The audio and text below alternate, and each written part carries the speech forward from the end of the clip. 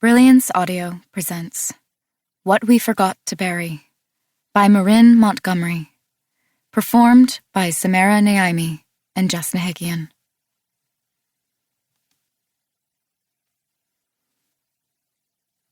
I blink my eyes instinctively at what looms ahead beneath an enormous blue sky that offers nothing but prairie grass and asphalt.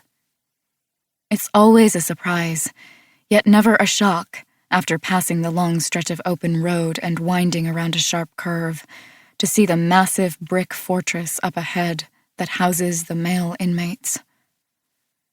Closing my eyes, I imagine the men bare-chested, pounding their hands against the concrete walls, slicing their fingers on the razor wire fence that spans the perimeter, trying to find a way out.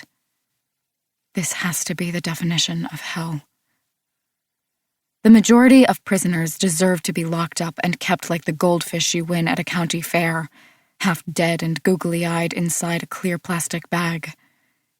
Instead of swimming, they're merely floating in the bag of lukewarm water, their fate sealed by the time you get home, when you're forced to flush their lifeless, bloated bodies down the toilet.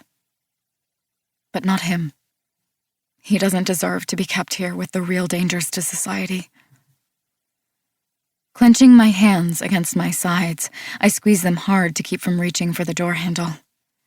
It's probably a lucky coincidence that the right side is broken.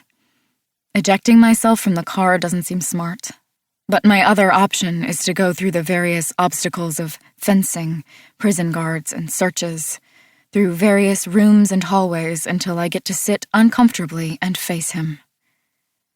And this time, I'm scared out of my mind. Fearful in a way I don't think is possible. If he can't help. My foster mom Diane glances over at me, her brown eyes magnified by the bifocal glasses she wears only for driving. I'm surprised that she offered to take me this time. Usually she fights me tooth and nail on any type of privilege. Though visiting your father in prison is hardly a picnic, I think sourly.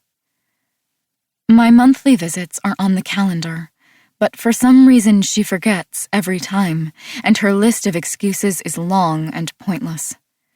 I either don't go, or I ask my boyfriend, Justin, to take me, since he has a car. You okay? She turns down the oldies station she prefers to listen to, the static cutting through the Beatles as they croon about yesterday. I don't long for the day before so much as I wish for my childhood, when it was one of my parents I'd be sitting next to in the vehicle, not this strange woman whom I can't relate to.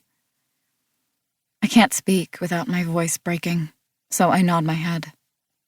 I don't know if she even notices, and her own unease is clear by the way her shoulders stiffen as she spots the nondescript sign that announces Huberton Correctional Institution.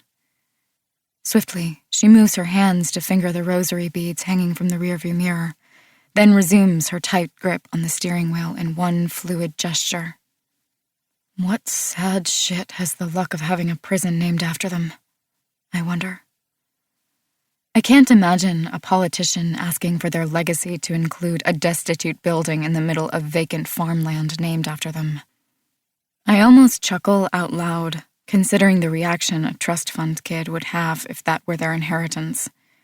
Picturing the wealthiest pupil in my 12th grade class, Connor Knowles, I envision the conversation between him and his grandfather. Look, Connor, I'd like to honor you with not money, not a vintage Corvette, not real estate, but your name stamped on the outside of a chain-link fence where men go to die. I bite my lip as red-headed Connor Knowles' face appears, freckled and outraged, his nostrils flared at the injustice of this, as he has a full-on meltdown, just as he did when someone spilled a beer on his expensive polo at a kegger last summer. As soon as we approach the spiked metal of the guard gate and the surly-looking men with no-nonsense attitudes, the radio's switched off and we both clam up, intimidated by their guns and stern composure. As we drive in silence through the open rusted gates, a huge green sign motioning us in the direction of visitors' parking stands tall.